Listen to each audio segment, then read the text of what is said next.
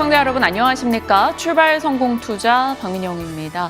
국내외 들여다볼 일정과 변수가 꽤 많다 보니 시장은 어느덧 흔들림을 반영하고 있습니다. 국내장, 조선, 방산, 원전 등 주요 섹터에서 각종 리스크 혹은 노이즈가 발생하고 있는데요. 이 중에서 어떤 것들이 극복을 해 나갈 수 있을 것인가 그 부분에 대한 전략을 오늘 좀 초점 맞춰가도록 하겠습니다.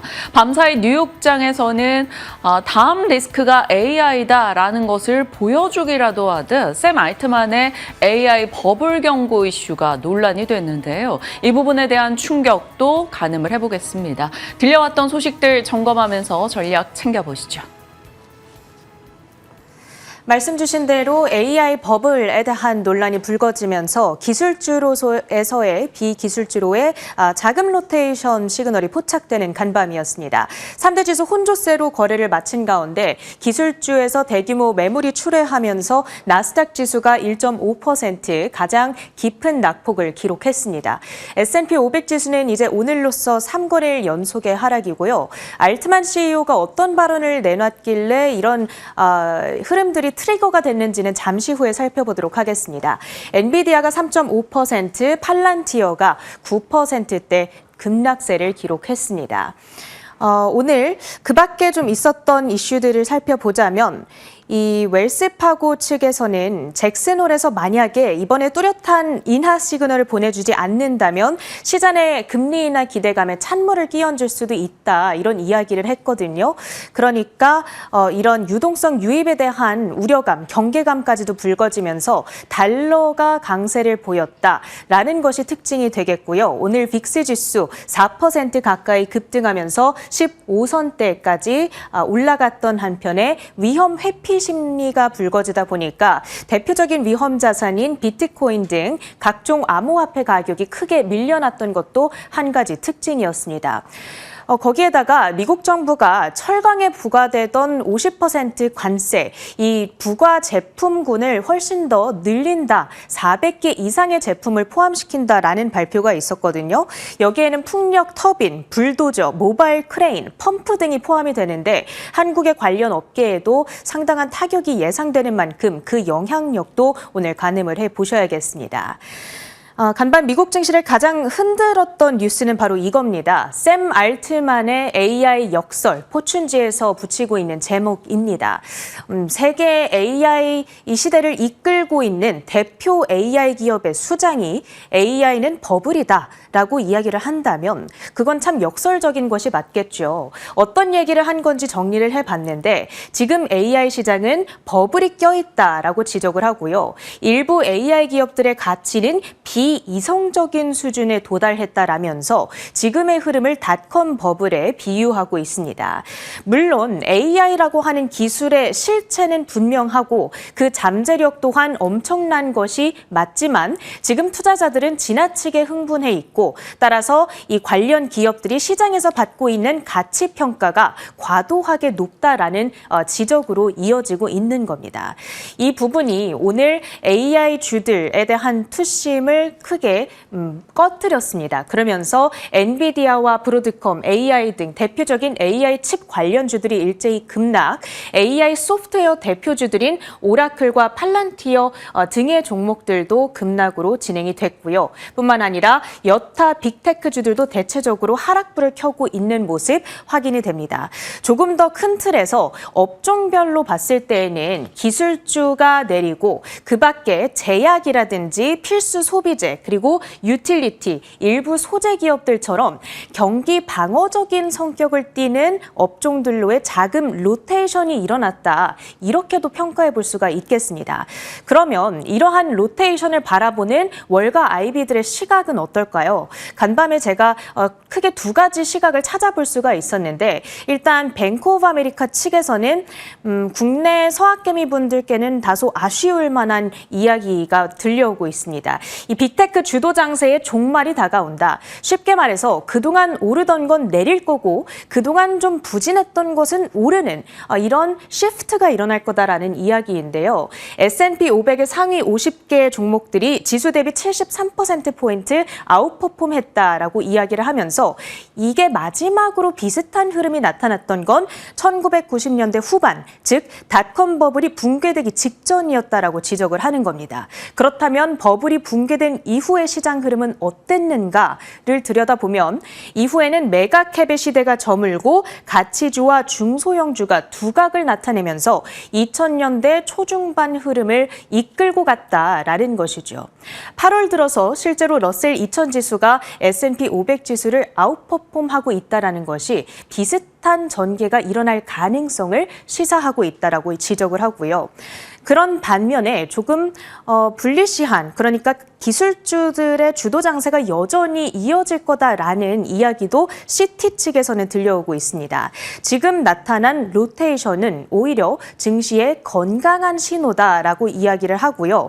앞으로 그럼 어떻게 될 것인가를 바라봄에 있어서 기술주도 잘 갈 것이고 그동안 좀 부진했던 경기 방어주들 또 같이 가는 장세, 즉 두 개의 평행 경로가 형성될 것이다.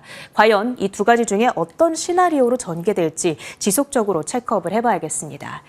오늘 시장에서 종목들의 움직임 좀 자세하게 들여다보시죠.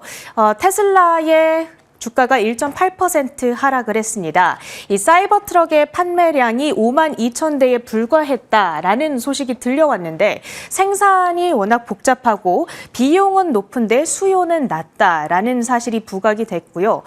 그 밖에도 여타 전기차, 2차 전지 관련주들 일제히 약세로 진행됐다는 점 체크드리고요. 엔비디아는 사실 긍정적인 뉴스가 하나 있었죠. 지금 중국으로 수출이 판매되는 유일한 칩은 H20밖에 없는데 이보다 성능이 더 우수한 칩을 현재 개발 중에 있다라는 로이터의 보도가 들려왔습니다. 다만 정부로부터 라이선스가 승인이 됐는지 이 여부는 승인이 되지는 않은 것이기 때문에 이 승인을 받아야지만 수출을 할 수 있는 것이고요. 어찌됐든 다음 달부터 샘플이 공급된다라는 소식까지도 전해진 상황. 반도체 섹터 내에서 유일하게 아웃퍼폼했던 종목은 바로 인텔입니다. 어제 미국 증시 마감 이후에 소프트뱅크가 3조 원 가까이 투자한다라는 소식이 들려오면서 오랜 기간 경영난에 허덕여왔던 인텔이 이제 드디어 좀 정상화가 되는 걸까 이런 기대감 자극이 되고 있습니다. 반도체주들 엇갈린 흐름 속에서 필라델피아 반도체 지수 1.8% 상승 흐름, 하락 흐름 가져갔다는 점도 체크해 드리고요. 자, 팔란티어는 9%대의 급락이었습니다. 어제 이 시간에 전해드렸던 내용인데 이 공매도 기관인 시트론 리서치 측에서 주가 40달러도 비싸다 이런 의견을 내놨죠. 사실 팔란티어의 주가가 4월 저점 대비했을 때 단기간에 150%나 급등을 해있던 터라 가격 부담이 워낙 있던 상황이었습니다. 그런 가운데서 오늘 알트만의 발언까지 전해지고 또 어제 이런 공매도 리포트까지 있었다 보니까 유독 AI 소프트웨어 테마 내에서도 이 팔란티어의 낙폭이 특히 깊었다 이렇게 해석해 볼 수 있겠습니다. 마지막으로 오늘 다우지수의 하락을 방어했던 즉 상승을 주도했던 종목입니다. 홈디포, 이 미국 안에서 주택 건자재를 유통하고 있는 대표적인 기업에 해당하는데요. 매출이 좀 아쉽게 나왔고 관세로 인해서 가격 인상을 예고했습니다. 하지만 그럼에도 불구하고 매출의 전망치를 2.8% 성장으로 여전히 제시했다라는 부분에 대해서 긍정적인 평가를 받아가며 주가는 3%대 상승을 했습니다. 그 밖에 사실 주목해봐야 되는 이 특징주들의 흐름들이 아주 많았는데요. 일단 비만약 테마 내에서는 바이킹 테라퓨틱스의 주가가 무려 42%대나 폭락을 했습니다. 이 경구용 비만약의 임상실험 결과가 전해졌는데 이 체중 감소율이 12%대를 기록을 했습니다. 사실 이 실험 결과 자체는 나쁘지 않았던 건데 문제는 임상 참여자들의 28%가 도중에 이탈됐다. 그러면서 이 임상 상업화에 대한 불확실성이 부각됐다라고 해석이 현재 등장하고 있고요. 바이킹의 임상이 이렇게 좀 실망스러운 해석을 받아가자 다른 이 비만 경쟁사들 입장에서는 좀 긍정적일 수 있다라는 해석이 힘이 실리면서 릴리와 노보노디스크 등의 주가는 상승하는 흐름들을 보여주기도 했습니다. 암호화폐 관련주들은 말씀드렸다시피 암호화폐주들이 급락하자 동조화되는 흐름을 보이면서 스트래티지 KPG, 코인베이스 등 급락하는 흐름들 나타냈고요. 원자력 관련주들도 급락이었습니다. 이 카자흐스탄 측에서 우라늄 생산 증대 계획을 발표하면서 이 희소 가치가 좀 줄어들 거다라는 우려감이 있고요. 미국 안에서 우라늄 관련주로 묶이게 되는 센트러스 에너지 그리고 우라늄 에너지가 6에서 8%대 급락했는가 하면 그 밖에 SMR 기업들 그리고 기존의 원자력 대장 기업들 역시도 함께 하락하는 흐름. 그리고 오늘 전반적으로 리스크 오프 센티먼트가 부각되는 가운데서 이 양자 컴퓨터라든지 우주, 로봇 등의 테마성 성격을 띠는 종목들의 약세도 함께 부각이 됐습니다. 우리 증시도 전일 약했고 간밤 미국 증시에도 희망을 가질 만한 부분이 없었는데 오늘 대응 전략은 어떻게 세워보면 좋을지 함께 하시죠. 어제 국내장을 보면서 밤사이 미국에서라도 우리가 기댈 언덕이 나와줬으면 좋겠다라는 생각을 했는데 일단 전달해 주신 뉴욕장의 분위기로 봤을 때는 사실 비빌 언덕이 그리 많아 보이진 않습니다. 일정 부분의 노이즈 기간을 지나가는 것 또한 주식 투자자로서는 거쳐야 하는 과정이겠지만 견디는 시간은 참 힘들긴 하네요. 어제 국내장은 마치 약속이라도 한 듯 각 섹터의 노이즈가 동시다발적으로 등장하면서 투자자들의 심리 위축을 만들어냈습니다. 양 지수는 1% 내외 하락이었죠. 잭슨홀 미팅을 앞둔 부담감, 그리고 미국, 러시아, 우크라이나 3자 회담의 경계감, 까지 더해지면서 전체적으로 미국 증시 선물과 아시아장의 약세 전환 속에 우리도 조금 더 민감하게 반응하며 동조했습니다.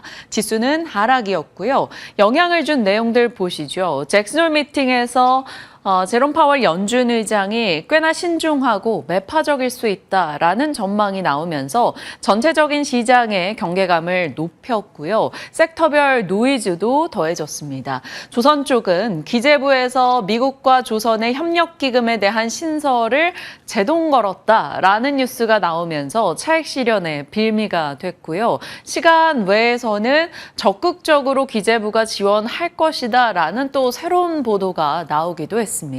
방산 쪽은 미국과 러시아, 우크라이나 측에서 3자 회담을 가질 건데 여기에서는 휴전이든 종전이든 무언가 결과물이 도출되지 않겠는가라는 것에서 전쟁의 끝 혹은 전쟁의 쉼, 이것이 바로 방산주의 센티멘탈을 약화시켰습니다. 어제 방산주들의 하락도 꽤 컸죠. 다만 한화 에어로스페이스는 수주 소식이 개별단으로 있기는 했습니다. 물론 주가는 반응하지 못했지만요.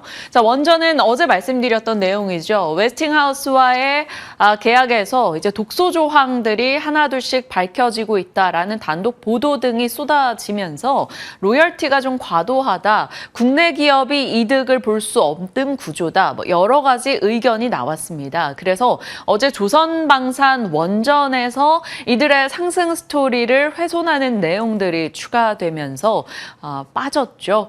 이쪽은 공통점이 있습니다. 한 1년여 동안 많이 올라오면서 든든한 주도주 역할을 해줬던 분야들이죠. 덩치가 커진 이들의 흔들림으로 인해서 지수 자체가 휘청이는 모습이 나타났습니다. 자, 반면에 그럼 좀 기대 요소나 혹은 나아진 면이 있는 쪽은 어디가 있을까요?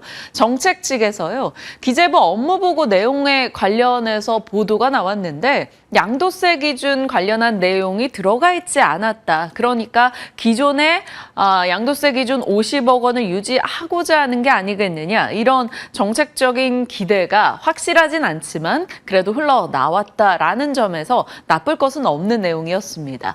괜찮았던 섹터로는 미디어 엔터 쪽은 광전총국의 드라마 수입 규제 완화, 중국으로의 드디어 콘텐츠 쪽의 모멘텀이 더해질 것인가 라는 기대감이 자극되면서 어제 미디어 엔터 콘텐츠 쪽의 종목들이 강했죠. 스튜디오 드래곤, 뉴 혹은 엔터주 일부 강세 흐름을 나타냈습니다.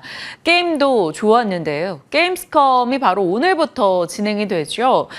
게임 전시 독일에서 열리게 됩니다. 개막이 임박하면서 어제 펄어비스가 7%나 급등했고요. 스테이블코인 관련한 종목들도 올랐어요. 국내에서 스테이블코인 관련 법이 나올 수 있다라는 기대감, 그리고 서클 경영진이 방한하게 되는데 4대 시중은행 그 관련자들과 만남을 갖게 된다라는 얘기가 나오면서 상승세를 기록했습니다. 자, 미디어 엔터 게임 스테이블 코인도 공통점이 있죠. 관세 압박이 없는 쪽에 상대적 강세가 도드라졌던 어제였습니다.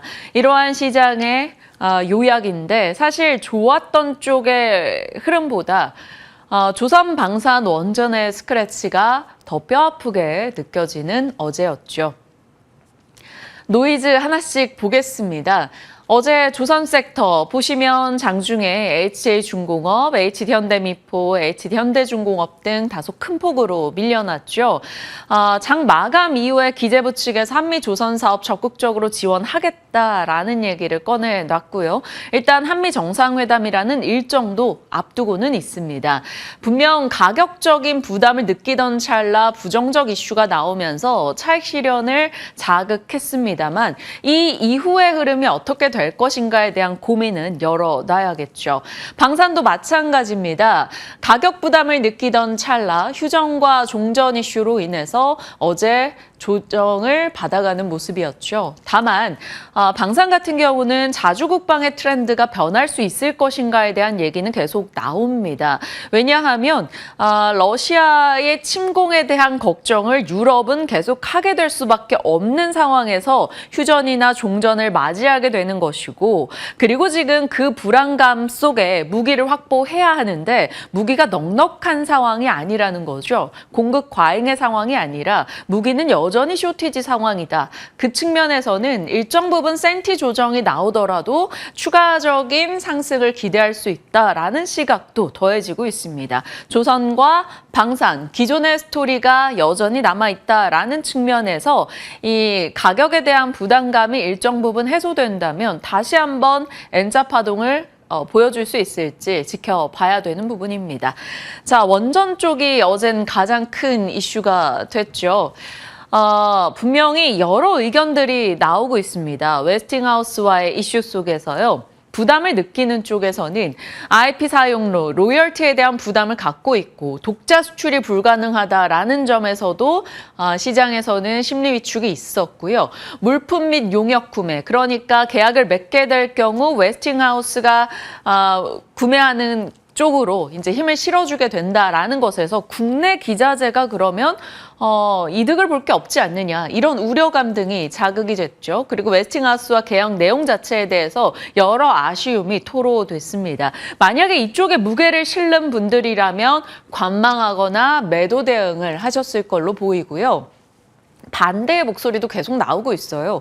알려진 뉴스이지 않느냐. 연초에 이미 다 알던 이야기이다. 반영이 됐었다. 기사 내용이 너무 과장됐었다라는 지적도 있습니다. 그리고 한수원이 로열티를 부담하게 되고 이 물품 및 용역 구매 부분에서 웨스팅은 설계 능력을 갖고 있는 것이지 제조 능력을 갖고 있는 것이 아니라서 결국에는 국내 민간 기업으로 수주가 들어오게 될 것이다 라는 점. 민간 기업의 타격이 생각했던 것만큼 보도된 만큼 그렇게 크지 않을 수 있다라는 지적도 있고요. KB증권에서는 원전 르네상스는 여전하다. 한국이 갖고 있는 기술력과 경쟁력 또한 유효하기 때문에 조정이 나올 경우 두산 에너빌리티, 현대건설을 중심으로 매수 기회로 활용하자. 이렇게 얘기하고 있습니다. 어느 쪽에 더 무게를 두시는지 투자자 여러분들 각각의 판단이 일단 뒤따르겠죠. 어제 장중에는 당연히 이 이슈가 악재로 작용이 되면서 두산 에너빌리티, BHI, 현대건설 등 모두 다 하락하면서 끝이 났습니다. 두산 에너빌리티 낙폭은 8%, 그 전 거래일에 이미 애프터마켓에서 시세가 이날의 시세를 예고하기라도 한 듯 다소 큰 폭으로 밀렸던 바가 있기 때문에 이렇게 또 떨어졌죠. 두 가지 의견이 지금 첨예하게 대립을 하고 있는 가운데 원전에 대해서 어떻게 바라봐야 될 것인가 이야기를 잠시 후에 전략을 풀어갈 거고요. 장 마감 이후에 애프터마켓에서 원전주는 또다시 빠졌습니다. 추가적인 보도가 있었죠. 미국 웨스팅하우스와의 추가 독소 조항이 있었다라는 후속 보도였습니다. 수출하는 원전 한 기당 5천억 이상의 보증 신용장을 발급했다라는 것인데 이것이 무엇이냐 하면 계약 내용이 이행되지 않았을 때 은행이 지급을 보장하는 백지수표격이라는 것입니다. 이것에 대한 독소 조항, 결국 국내 부담이 너무나 커지는 것이 아닌가에 대한 지적 등이 또 이어졌고요. 체코, 중동, 중앙아시아, 동남아, 아프리카, 남미를 제외하고는 한국에서는 신규 수주 활동을 할 수 없다라는 조건도 다시 한번 거론이 됐습니다. 그래서 이에 대한 보도에 따르면 전 세계에서 추진 중인 원전 400여 기 중에 한국이 이 시장들 외를 못하게 됐을 경우 한 38기밖에 지금 수주를 따올 가능성이 있는 게 줄어든다라는 겁니다. 그러면서 애프터마켓에서 이들이 또 추가 하락을 나타냈어요. 투산에너빌리티 12%, 현대건설, 한전기술, BHI 등의 추가 하락이 있었습니다. 투산에너빌리티 소액 주주가 70만 정도 된다고 하는데 말 그대로 한여름에 공포를 마주하고 있는 한 2거래일간의 흐름인 것 같아요. 자, 이 부분에 대해서 잠시 후 함정남 차장님과 이야기 풀어가도록 하겠습니다. 훼손이 된 것인가, 명백한 악재인가. 일단 어제 오늘 주가 반응은 명백한 악재로 받아들이고 있죠. 그리고 또 하나 신경 쓰이는 것이 꽤나 행보 기간이 길었기도 하고 이렇게 갑작스럽게 급락이 진행된 경우에는 매물이 많이 쌓인다라는 거죠. 이것은 나중에 회복이 되더라도 올라갈 때 꽤나 매물 부담을 많이 느끼고 그것을 소화하며 가야 되기 때문에 주가에 대한 부담 요소는 분명할 겁니다. 알려진 악재이다, 극복이 가능하다. 과연 어느 쪽에 무게를 싣고 대응을 해야 될지 투자자분들의 고민이 꽤 크실 것 같은데요. 너무 갑작스럽기도 하고요. 잠시 후 전략 챙겨가도록 하겠습니다. 원전에 대한 내용이었고요. 일정이 좀 부담스럽죠. 잭슨홀 미팅도 있고요. PC 물가 데이터도 8월 말에 예정돼 있죠. 품목관세, 반도체, 바이오 등의 부담으로 작용하고 있고요. 철강, 알루미늄, 조항 더 품목이 늘어나면서 다른 종목군들까지도 끌어내리고 있습니다. 엔비디아 실적 8월 27일, 양도세 기준과 노란봉투법 관련해서 이번 주 후반에 어떻게 이야기가 나오는가 내일이 아마 큰 변수가 될 것 같고요. 지정학적 변수나 트럼프 발언 등은 계속적으로 부담되고 있습니다. 이러한 여러 가지 부담 속에서 노이즈가 발생하고 있다 보니 연간 기준으로 많이 올라왔던 업종들, 기계, 조선, 방산, 증권, 화장품 등이 되겠죠. 이 기계 섹터에는 원전과 조선, 기자재 등이 들어가게 됩니다. 이쪽에서 하나 둘씩 떨어지는 흐름이 나타나고 있습니다. 한두 종목의 하락이 아니라 섹터가 한 번씩 쿵쿵 내려앉는 모습인 거죠. 그래서 마치 누가 돌을 던져 창문을 부숴버리듯이 하루는 화장품이, 하루는 전력이, 하루는 원전이, 하루는 방산이, 조선이, 어떤 날은 새 업종이 함께 다 이런 식으로 우리를 좀 든든하게 지켜줬었던 주도 섹터에서 이렇게 깨어지는 모습이 나타나고 있습니다. 다음은 어디가 될 것인지 아니면 이들 중에 수리가 가능한 쪽은 어디일 것인가 거기에 대한 고민이 지금 우리에겐 남겨져 있는 것 같습니다. 섹터에 대한 이야기였고요. 자, 뉴욕장이라도 좀 받쳐줬으면 좋겠는데 뉴욕장 흐름 보시고 식욕도 뚝 떨어졌습니다. 뉴욕 부진, 식욕도 부진.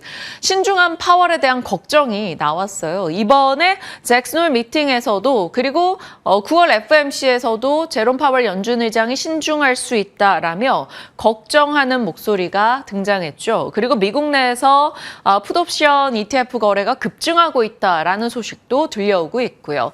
샘 알트먼도 한 몫을 했습니다. AI 산업 과도한 투자 속에 거품일 수 있다. AI 중요한데 일부 기업의 가치들이 미친 수준에 도달하고 있다. 이런 버블에 대한 우려를 드러냈습니다. 그러면서 빅테크와 AI 진영의 종목군들이 일제히 내려앉았고요. 소비재, 유틸리티, 제약 등의 경기 방어주가 오히려 상승했습니다. 그래서 다우지수는 올라갔고 나스닥은 다소 큰 폭으로 떨어졌죠. 앞서 창문이 깨지는 모습을 보여드렸는데 그러면 다음 깨지는 창문이 AI일까? 그런 마음 한켠에 불안감이 있습니다. 분명히 아직 시작하는 AI 트렌드 전 전환이긴 한데 일정 부분 몇몇은 굉장히 가파르게 가치를 미리 부여받지 않았을까에 대한 우려감이 나오는 거죠. 그리고 일단 이 이야기가 나왔다라는 것 자체가 단기적인 조정의 명분이 되기는 합니다. AI의 아버지 샘 알트먼이 그런 얘기를 했으니까요. 반도체, 서버, 소프트웨어, 양자, 원전, 전력 등에서 일제히 하락하는 모습이 있었고요.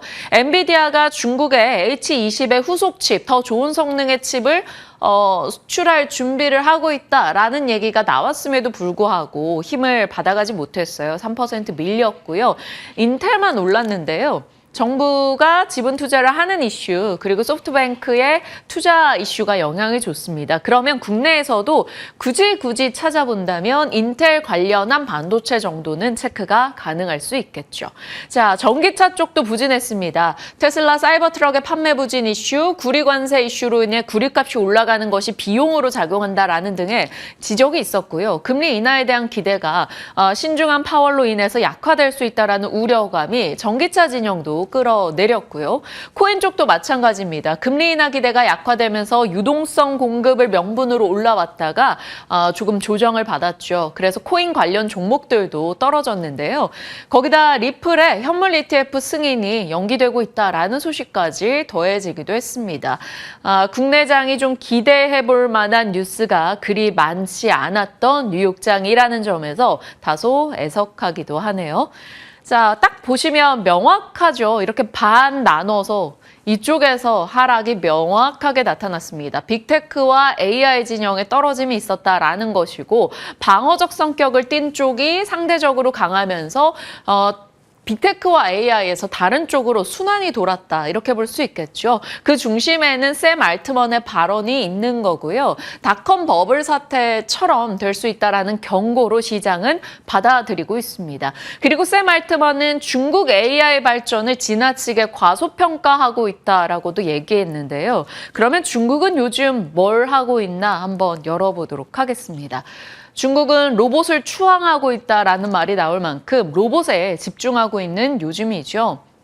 중국 내부에서 로봇 거품론이 사라지고 있다라는 언론 보도 등이 많이 나옵니다. R&D에서 이제는 정말 상용화하는 과정으로 중국 로봇들이 투입되고 있고 중국 로봇이 아이들과 함께 노는 장면 등의 각종 영상이 SNS를 통해서 유통되고 있기도 하죠. 상반기에 중국의 휴머노이드 로봇은 펀딩 건수가 굉장히 많았고요. 그 금액도 4조가 넘어갔습니다. 홍콩 증시의 로봇 기업들이 상장을 했고 앞으로도 상장을 할 예정인데 그중에 하나 로봇으로 유명한 유니트리도 대기하고 있는 상황이죠.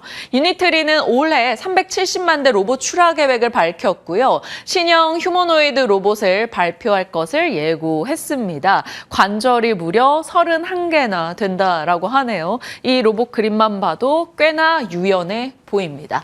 샤오펑도 이슈가 있었죠. 미국에서 ADR, 미국 주식 4%의 상승을 나타냈습니다. 휴머노이드 로봇과 L4를 지원하는 차량을 내년도에 양산할 것임을 밝혔고요. 차세대 휴머노이드 로봇 공개를 10월 24일 샤오펑 테크데이에서 보여주겠다라는 얘기도 흘러나왔죠. 하루 사이에 추가된 로봇 뉴스가 중국 관련해서 굉장히 많았다라는 것을 확인할 수가 있습니다. 그러면 우리는 이 생각을 하게 되죠. 우리 로봇은? 이라는 생각이요. 미국이나 중국 대비해서 로봇 관련한 기술력은 꽤 아쉬울 수밖에 없습니다. 그리고 전통의 자동화 부품 등의 로봇에서는 아직까지 일본, 화낙 등의 업체들이 더 우위에 있기도 하고요.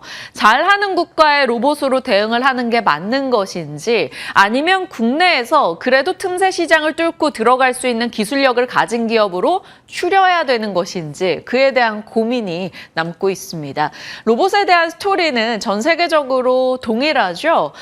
인플레, 저출산, 노동력을 대체하는 과정에서 로봇은 필요하다. 필요하다라는 것이고 노동자 보호 혹은 파업 등의 이슈에서 로봇에 대한 수요가 늘어날 수밖에 없다라는 점. AI와 로봇이 머리와 몸으로 함께 가고 있고요. 로봇 가격도 대중화되는 과정 속에 놓이면서 많이 떨어지고 있습니다. 로봇의 활용처 또한 늘어나고 있죠. 처음엔 단순히 그냥 치킨 튀기는 로봇 정도로만 생각을 했는데 이제는 곳곳에서 휴머노이드의 가능성을 많이 보여주고 있습니다. 리슈어링 정책, 공장을 새로 짓는 과정에서 자동화 설비가 늘어나고요. 정책적인 지원과 대기업의 아낌없는 투자 역시나 뒤따르고 있죠. 이러한 스토리는 여전한데 이 스토리 속에서 한국 기업의 경쟁력에 대해서는 계속해서 주가가 횡보 혹은 하락하다 보니 의심을 품게 됩니다.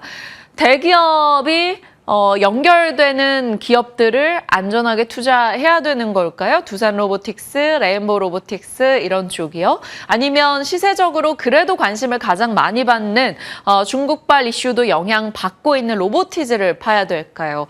아니면 앞서 유니트리의 31개 관절 얘기가 나왔는데 관절 역할을 하는 부품단에 주목해야 될까요? 그렇다면 액추에이터와 감속기 등이 될 거고요. 정확하게 이제 섬세해지는 시장을 고려했을 때 카메라나 이런 감각, 센서 쪽을 봐야 되는지 아니면 이래저래 뭐 가동하려면 무조건 배터리가 필요한 거 아니냐 이렇게 봐야 될지요. 외국 기업을 투자할지 아니면 국내에서 이들 중에 조금 더 명분이 있고 경쟁력이 있는 쪽을 찾아야 되는 것인지 아니면 그저 테마로 치부하고 넘겨줘야 될지 고민해 보도록 하겠습니다.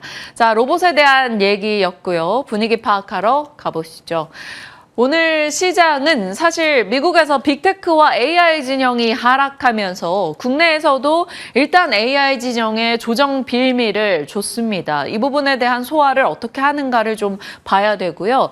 다수 이벤트도 산적하고 있죠. 매크로 이제 잭슨홀 미팅 연설과 여러 FMC 등의 8, 9월의 일정이 부담되고요. 정책 등에 대해서도 실망에 대한 경계 또한 해야 된다라는 거죠. 코스피는 한 7거래 연속해서 어찌됐건 음봉을 기록하고 있기 때문에 심리적으로도 많이 좀 쪼그라든 상황입니다. 그래서 지금은 일단은 지켜보자라는 심리도 꽤 강하기 때문에 어떠한 특정 섹터로서 정말 강력한 모멘텀이 나오지 않는다면 강한 수급 유입을 기대하기가 어렵다라는 지적들도 나오고 있습니다.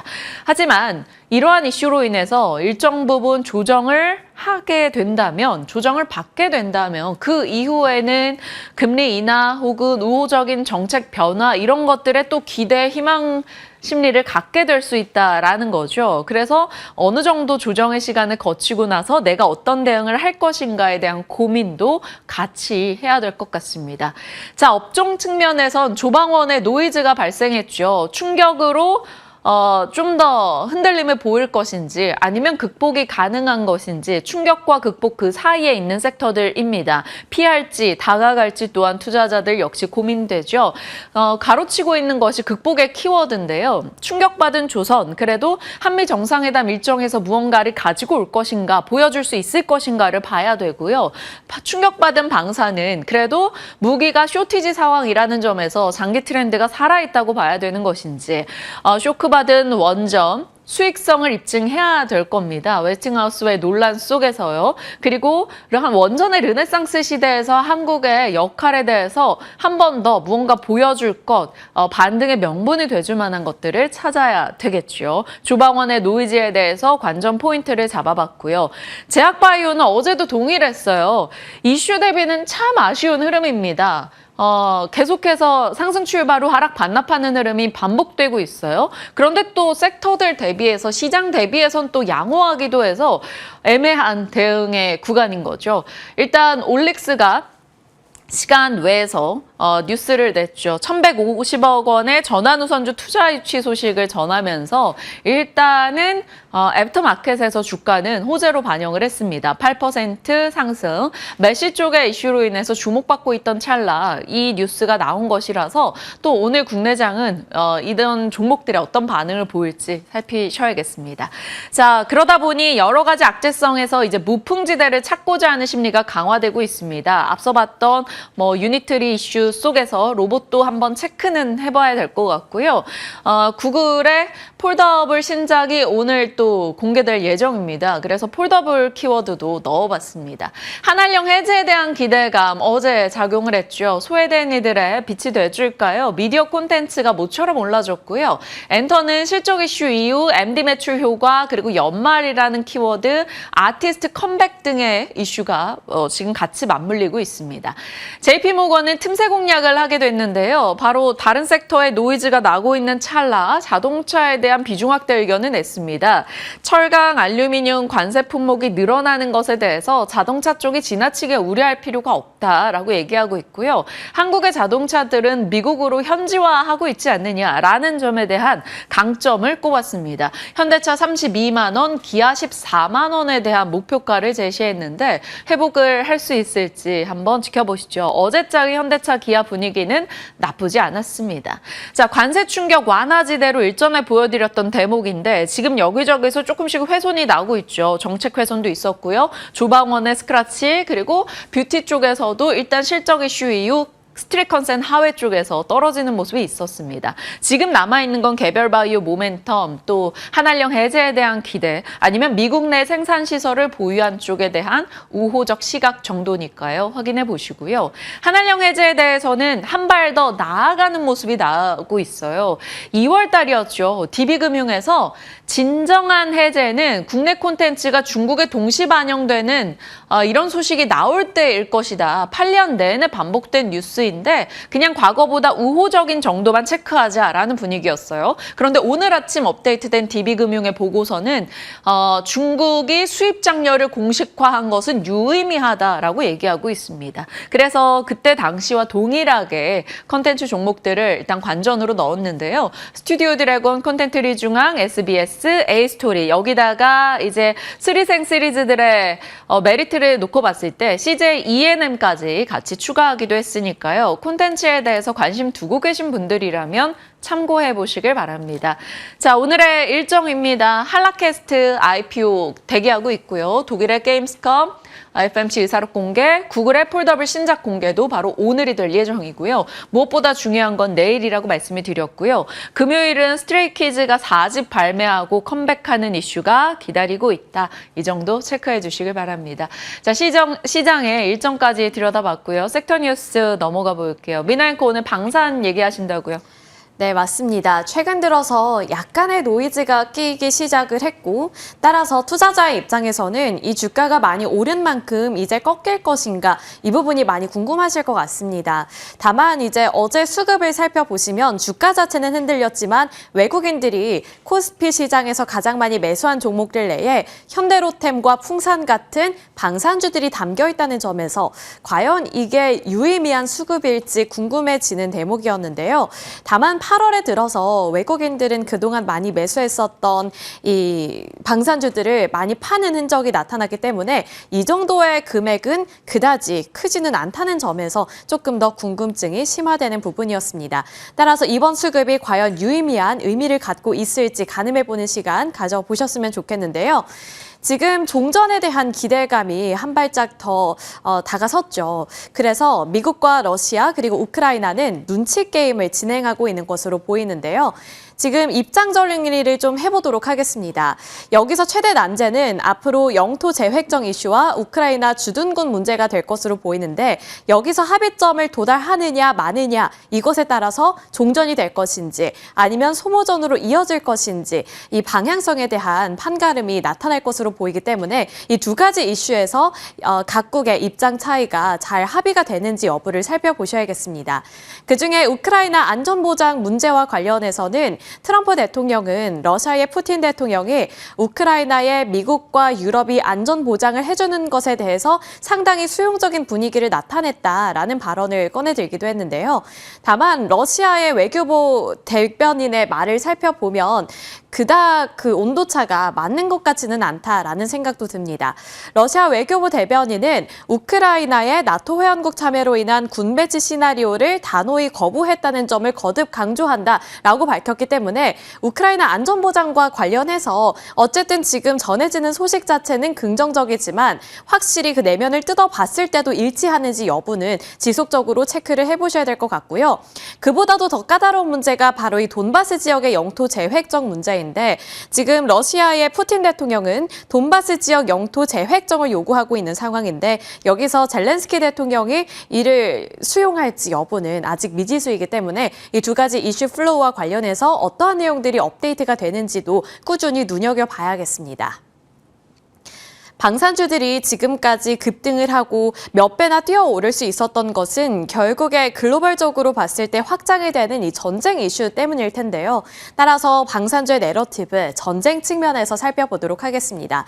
앞서서 제가 잠시 언급을 해드리기는 했습니다만 이제 연초에 우크라이나와 러시아 전쟁뿐만 아니라 이란과 이스라엘의 전쟁 그리고 미국의 이란 타격 이슈 등으로 인해서 글로벌적으로 자국의 방어력을 강화하려는 기조가 형성이 되기도 했습니다. 그리고 이러한 센티 속에서 방산주들의 주가가 급등하는 모양새를 나타냈었는데 다만 2분기 실적 시즌을 거치면서 그리고 미국과 러시아의 정상회담이 여러 번 전개가 되면서 이 방산주들을 향한 뜨거운 열기가 어느 정도 사그라들기 시작했고 주가는 조정을 받기도 했습니다. 이 부분과 관련해서 그러면 전쟁이 지금 어쨌든 불씨를 켰던 그러한 이슈인데 어떤 전개가 예상이 되는지 그것도 중요한 대목이 될 텐데요. 신한투자증권에서는 앞으로의 전개를 이렇게 정리를 했습니다. 유럽은 이제 복잡한 다자 협의를 거쳐서 방위 자립 강화를 계속할 것으로 예상을 한다라는 점을 짚어냈고요. 러시아 같은 경우에는 무기 재확충을 위한 수출 감소가 예상이 되고 미국과 중국의 경쟁은 지속될 것이며 중동의 역학관계는 불안정하기 때문에 각국의 군비 증가는 계속될 것이다. 그리고 국내 방산업체의 수출 확대는 지속될 것이다 라고 결론을 내렸습니다. 그러니까 지금 단기적으로 봤을 때는 종전에 대한 기대감이 조금 더 크게 작용이 되고 있는 만큼 이렇게 그동안 잘 올랐었던 방산주들의 센티가 훼손될 수는 있지만 장기적으로 봤을 때는 쉽게 꺾이지 않을 국내 방산주라고 본 거고요. 그 근거로는 러시아와 유럽, 미국과 중국의 경쟁, 또 중동에서의 이슈들을 짚어냈습니다. 자, 이어서 그 실적과 밸류에 대한 이야기를 좀 해볼까 하는데요. 방산주들이 밸류에 대한 부담감을 안고 있는 마당에 종전에 대한 기대감이 함께 합쳐지게 되면서 주가가 조정을 받고 있는 건데 일단 2분기 실적을 살펴보시면 방산 4대 우리나라 K방산 기업들의 영업이익 실적은 1조 원을 넘기면서 견조한 실적을 기록했습니다. 그러면 그렇게 따지면 주가가 좋아야 하는데 왜 센티는 훼손이 됐을까? 따로 떼어서 보면 LIG 넥선의 실적 예상했던 것보다 좋지 않았기 때문에 역시나 밸류가 너무 높았구나, 우리가 너무 큰 기대를 걸고 있었구나를 체감해 볼 수 있었기 때문입니다.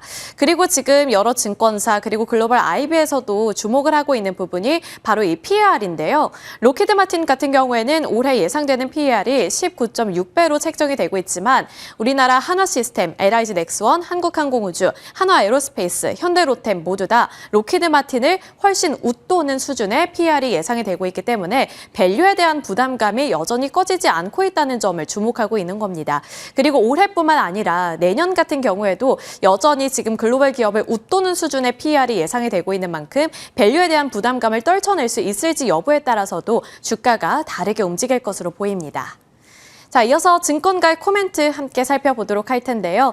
제목 그대로인 것 같습니다. 지금 증권사들 내부적으로도 의견이 엇갈리는 모양새가 나타나고 있고 그렇기 때문에 투자자의 입장에서는 이게 추세적으로 조정을 받는 것일지 아니면 매수 기회가 되는 것일지 그 사이에서 정말 마음이 갈팡질팡할 것 같은데 일단 긍정적인 의견들부터 살펴보겠습니다.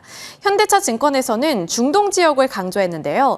중동의 지정학적 긴장 고조 속에 주변 국가들의 방위비 그리고 유럽의 국방비 지출 확대 기조는 여전하다. 그렇기 때문에 이러한 점들을 고려했을 때 하반기 모멘텀은 여전히 남아있다라고 보고 있는 입장이었습니다. 유진투자증권에서도 중동을 강조하면서 중동 중심 신규 수주 파이프라인을 조성하고 있고 지정학적으로 이 세계 평화가 달성이 되기 전까지는 조정시 매수 기회다라고 책정을 하기도 했습니다. 이어서 조금은 회의적인 시각도 엿보도록 할 텐데요.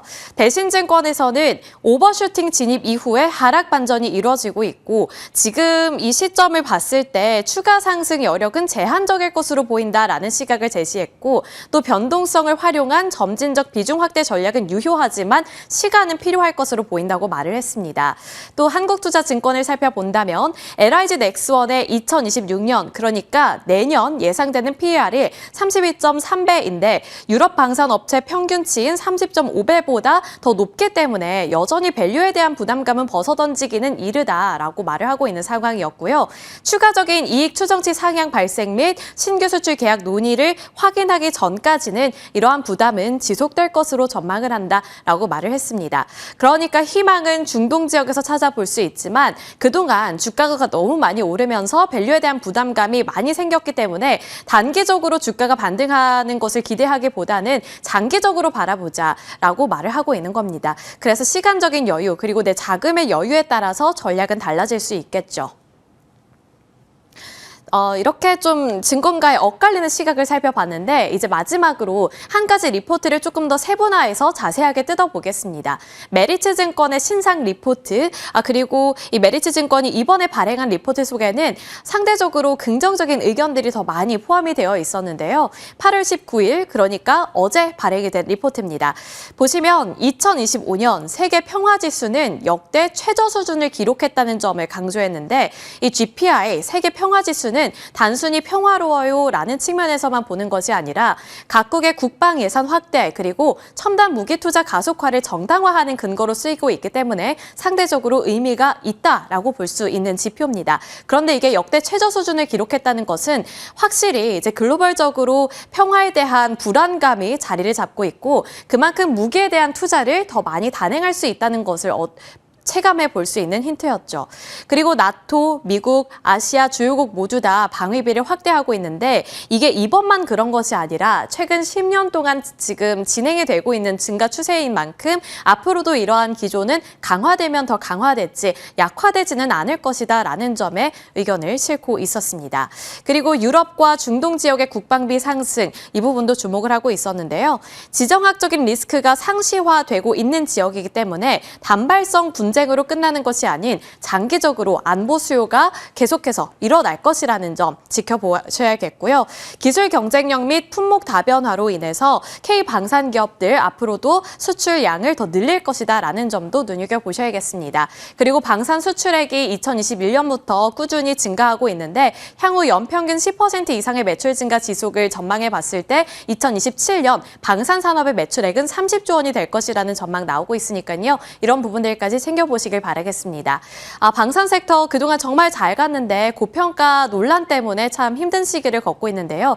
이번이 매수 기회일지 아니면 조정 시작일지 저희와 함께 가늠해 보시길 바라겠습니다.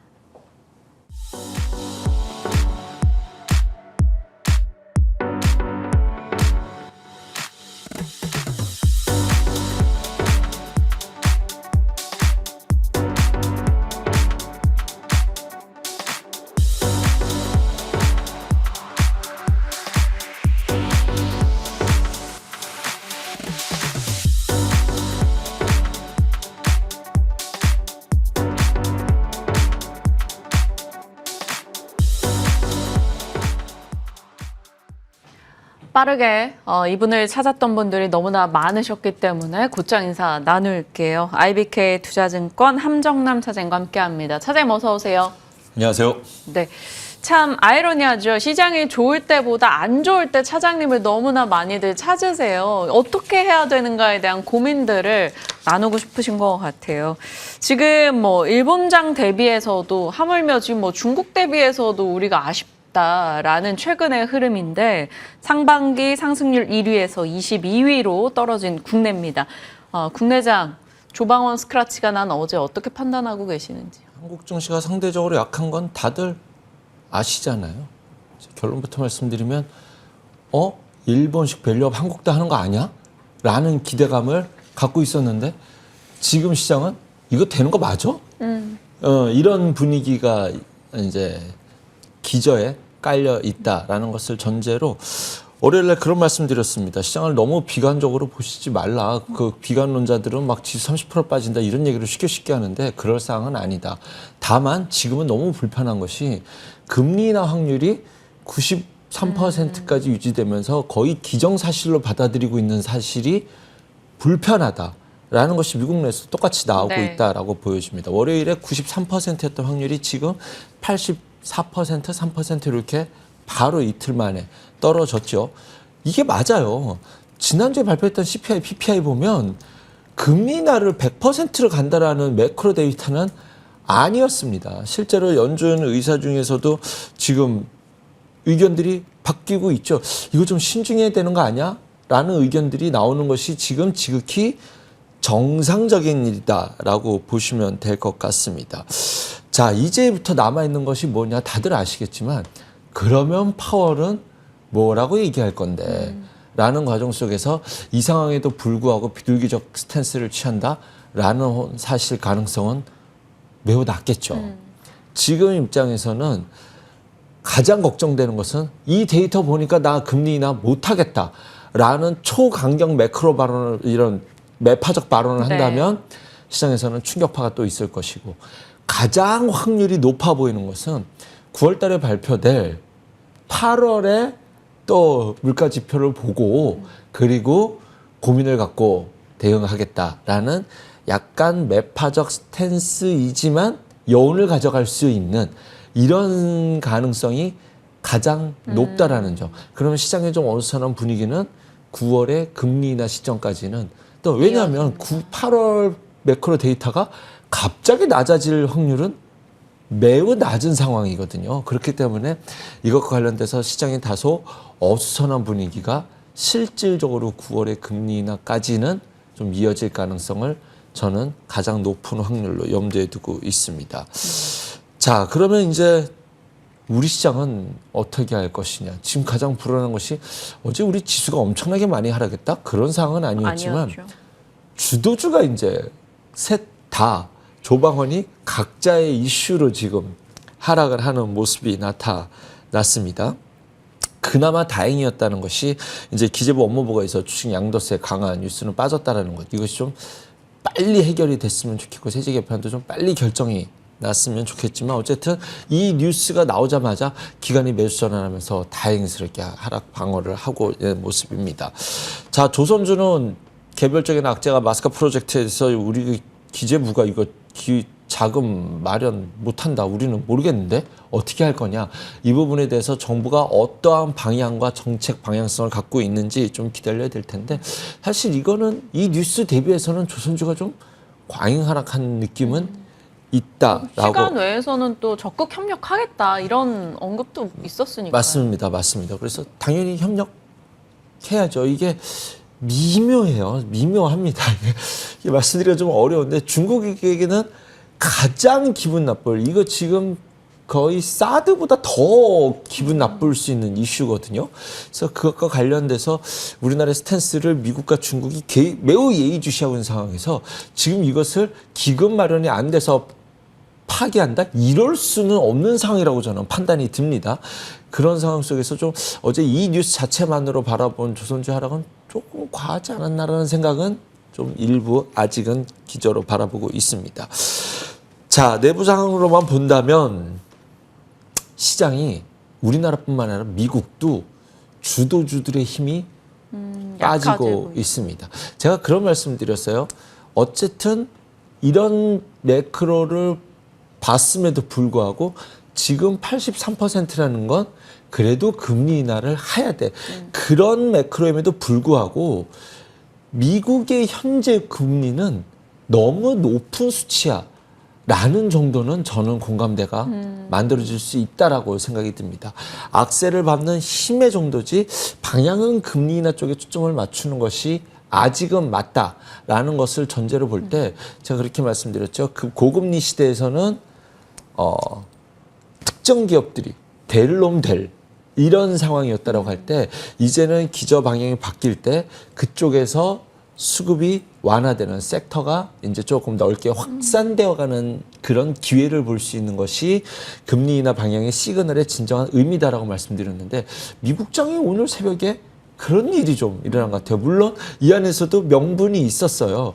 뭐 이제 AI 버블론이라든가 버블론까지는 아니더라도 너무 과잉된 기대감이 반영되어 있다라는 의미는 어느 정도 또 공감이 되거든요.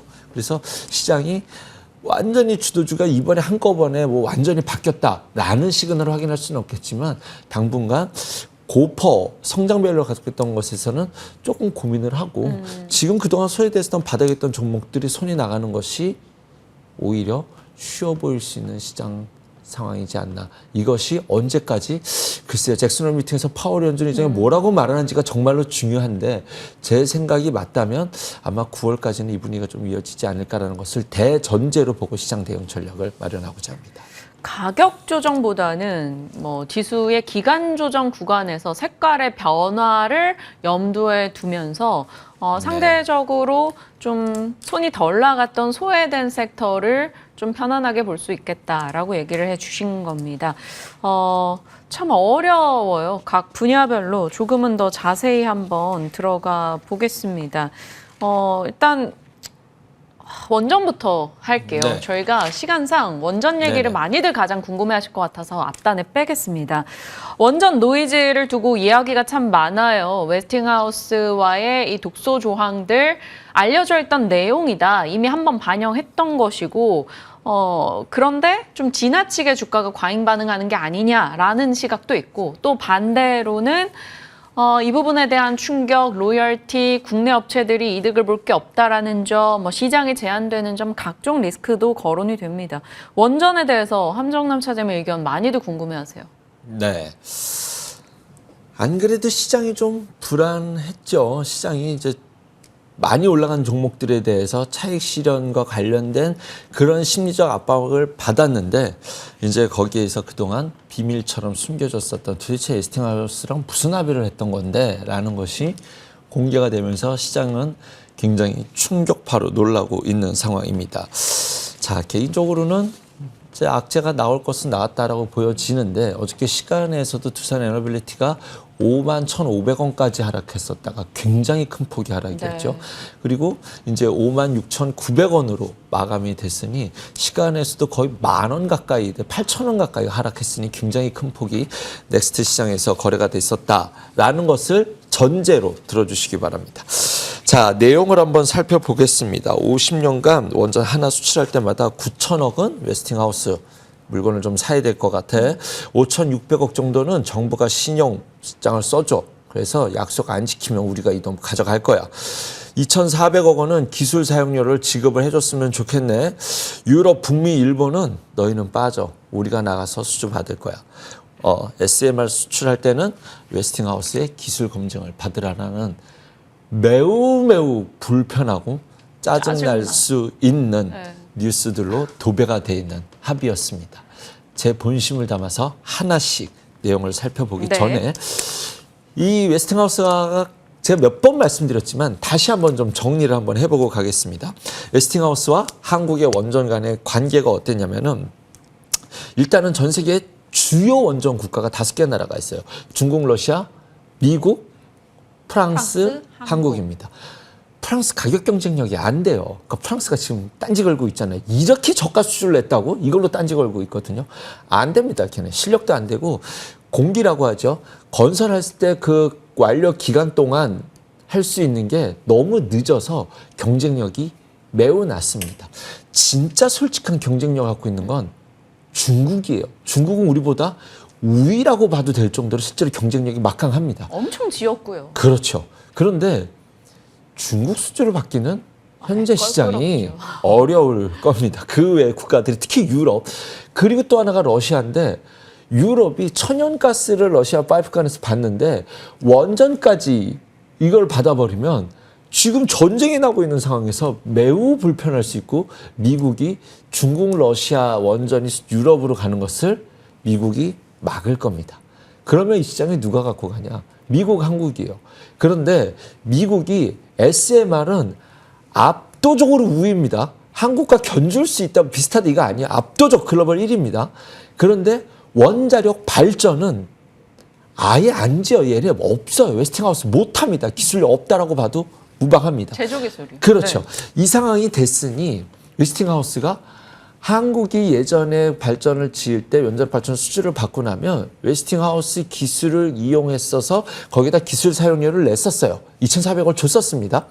그런데 한국이 APR 1,400이라는 것을 독자 기술을 개발해서 이제 안 줘도 되고 예전에 지었을 때 우리 줬었잖아 하니까 아니야. 니네가 개발했다는 것도 우리 기술 이용해서 한 거라고 해서 웨스팅하우스가 발목을 잡아서 수주를 받아도 일이 진행이 되지 해서 딴지를 계속 걸고 와서 이 부분에 대한 해결을 했어야 되는 부분이 합의가 됐다라는 것이 이제 이 부분이 어떻게 합의가 됐냐 비밀이었는데 이것이 이제 공개가 됐다라는 것이잖아요.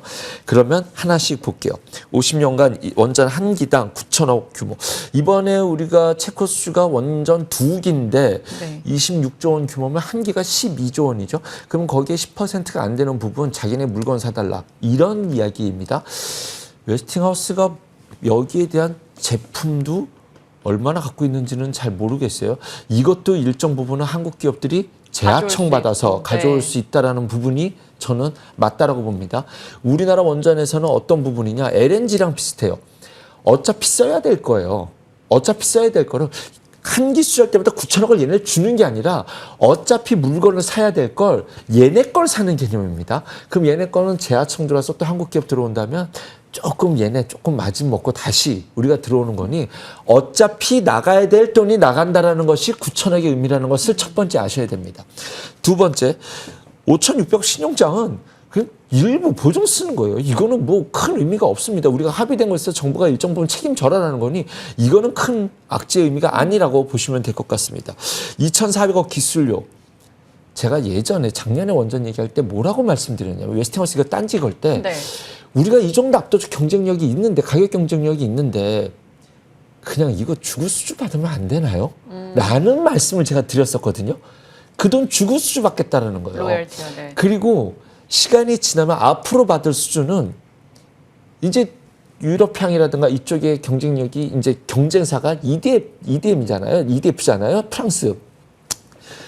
얘네가 가격 경쟁력이 워낙 낮기 때문에 한 기당 이 정도는 우리가 좀 붙여갈 수도 있다는 것도 염두에 두셔야 됩니다. 그렇기 때문에 가격적. 예, 이 부분에서는 저는 그냥 솔직히 과거에 작년에 말씀드렸던 이 정도 그냥 주고 수주 합상하는 게 맞지 않겠냐라는 부분에서 제 본심에서는 그래 이것도 나쁘지 않아라고 저도 생각이 듭니다. 이것도 앞으로 수주에서는 붙일 수 있다라고 생각이 되죠. 그럼 숫자는 그렇다고 치고요.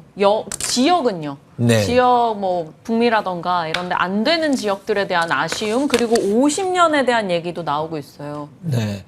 50년이라고 하는 것은 예전에는 제가 이렇게 말씀드렸었어요. 원전은 원자력 발전소가 들어갈 때 핵융합 발전소가 들어가기 때문에 원전을 하면 핵무기 개발 이슈가 포함돼서 어차피 미국과 함께 가야 됩니다.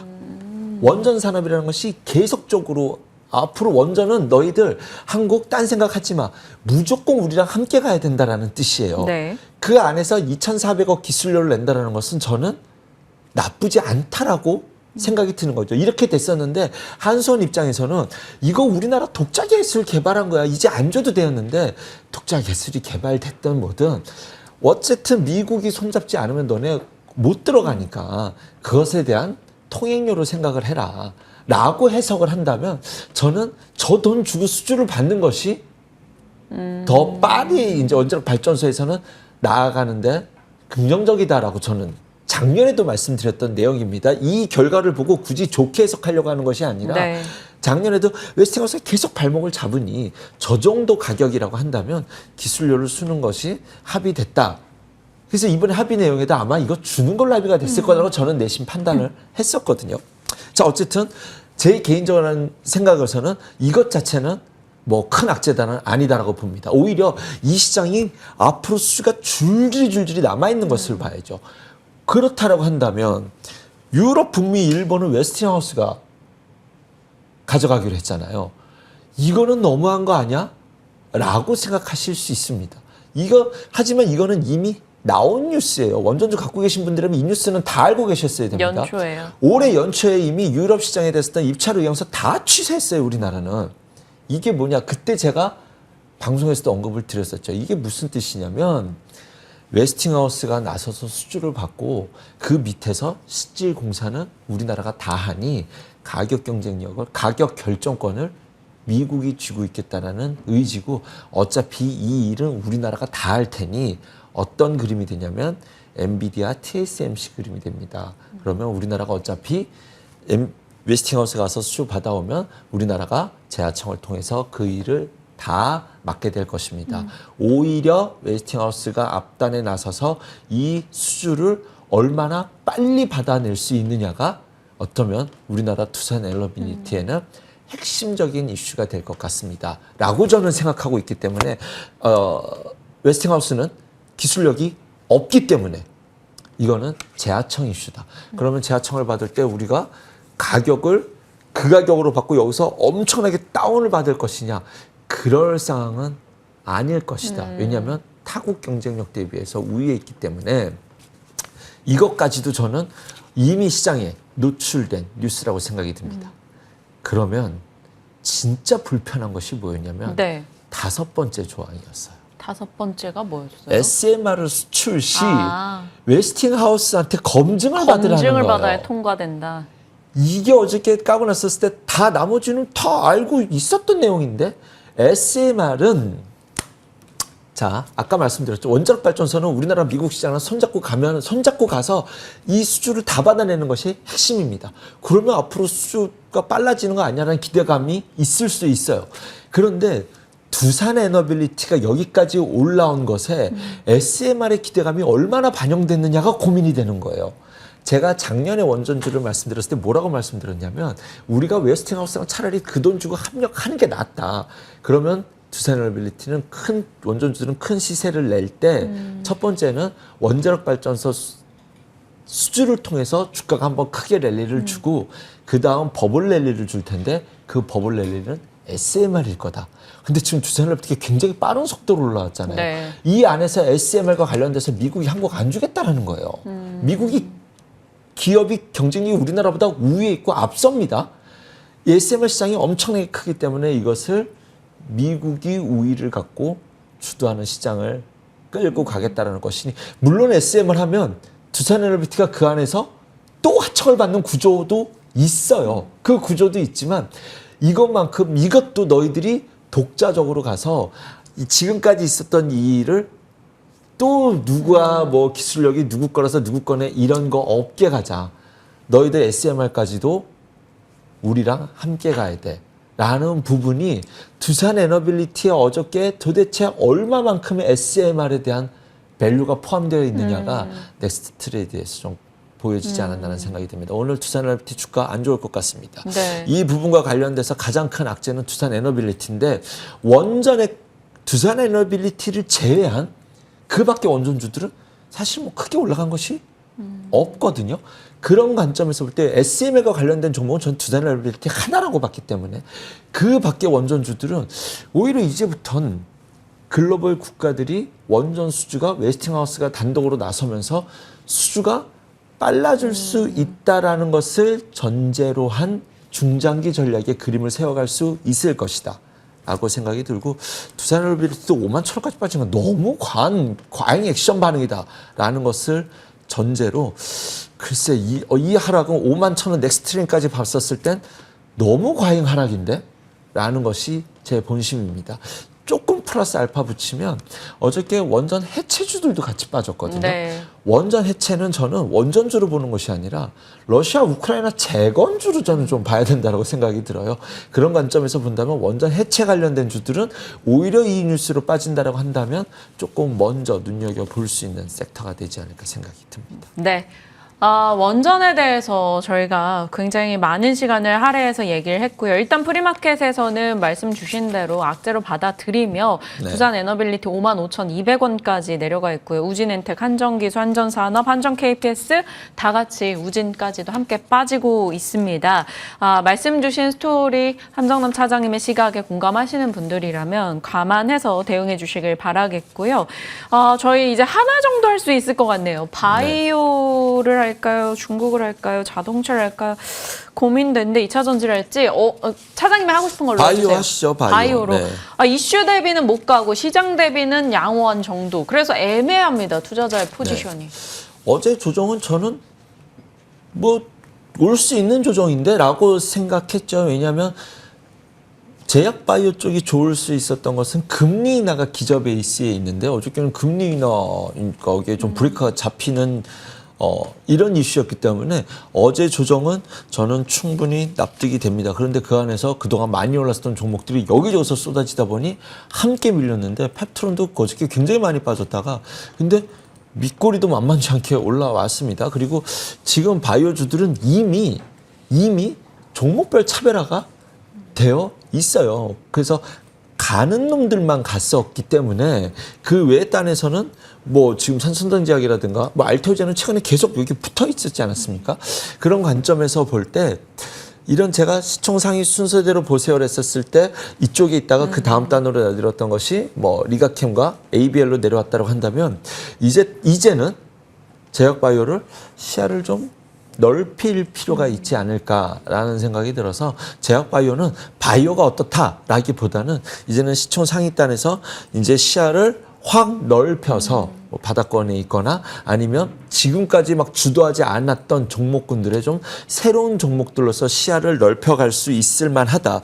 그렇다라고 한다면 뭐 비만 치료제라고 한다면 이제 시야를 넓힌다라고 했었을 때 뭐 블루엠텍이라든가 바닥에는 소형주 안에서는 뭐 한미약품이라든가 이런 종목으로 시야를 돌릴 수 있을 것이고요. 자, 이제 제가 좀 드리고 싶었던 종목이 토모큐브랑 온코테라퓨닉스. 토모큐브는 이제 오가노이드에서 제가 예전에도 말씀드렸었죠. 세포 이거 호재 맞습니다. 그다음에 하나는 중국에서 기술 이존료 기술 수출 수령을 한다. 온코네 테라퓨틱스가 좋은 흐름을 어저께 두각을 나타냈습니다. 제가 이런 종목 뜨면 이제 이런 종목으로 종목이 확산되니까 새로운 종목 보세요라고 말씀을 드릴 텐데 이 두 종목 저 진짜 마음에 들거든요. 네. 진짜 마음에 들어요. 그런데 이 캔들을 얼만큼 믿어야 될지가 제가 앞선 사례에서 한 번 실패한 적이 있거든요. 뭐였냐면 하나비전이었어요. 하나비전이 이 신규 상장한 이후에 돌파 캔들 나왔을 때 하나비전이 이제는 한미반도체 대비해서 우위로 있는 것 같습니다라고 말 떨어지자마자 그냥 하나비전 원위치가 왔거든요.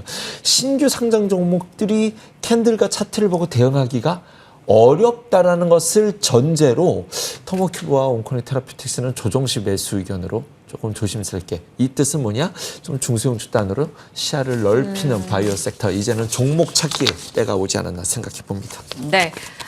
이렇게 섹터 내 종목들 살펴주셨습니다. 오늘의 픽을 가기에는 시간이 좀 부족해서 차장님과 여기서 인사를 나눠야 될 것 같네요. 자, IBK 투자증권 함정남 차장님과 이야기 풀어봤습니다. 고맙습니다. 감사합니다.